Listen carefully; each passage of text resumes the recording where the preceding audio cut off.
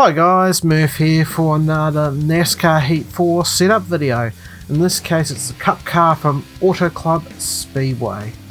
Now I'll be doing the usual format, showing a quali setup, quali run, race setup, and then a little bit of details of the race run.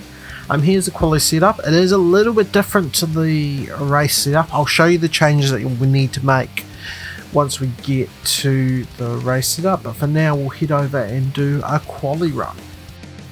Now, for the quali run, the best mentality to think of is being a bottom feeder. You want to be as close to the white line in the middle of the corner as you possibly can.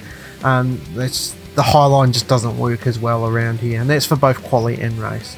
Now, for turn 1 and 2, you're going to look for the change in the safety barrier here.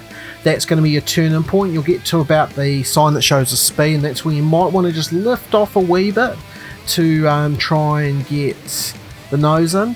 I probably slid a bit wide on exit, but you got away with it. Now we're going to be looking for a light stand right here for your turn-in point for turn 3 and 4. I don't quite get it down tight enough, and I probably again slide too high on the mid corner. But it's still going to be a solid lap.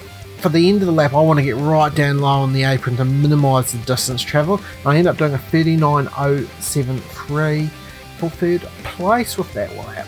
Now we'll move across to the race setup.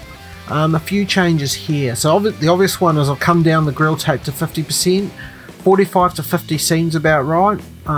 50 is what I ran. It's really half of the dozen of one and 6 of the other.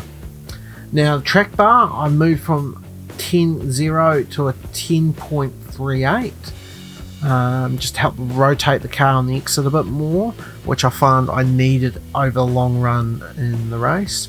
Also, the front weight and the wedge both went up by 1%, so the front weight went from 51 to 52 and the wedge went from 47.5 to 48.5.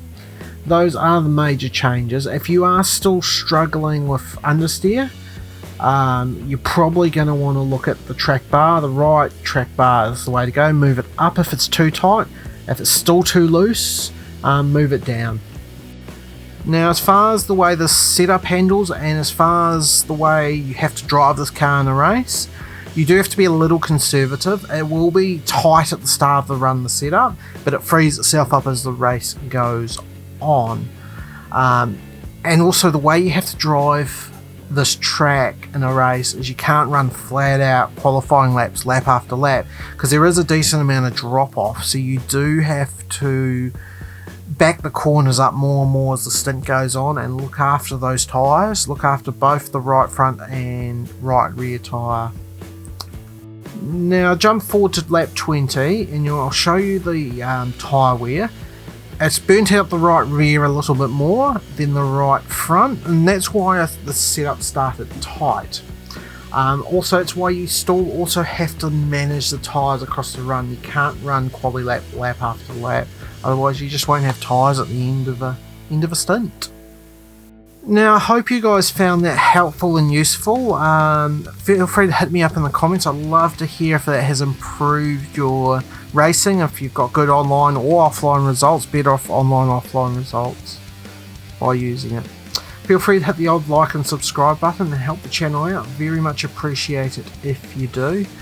And if in the top left hand corner you'll have my playlist with all my setups. Top right hand corner may be a video you might like, and the bottom left hand corner is my latest upload. Thanks for watching.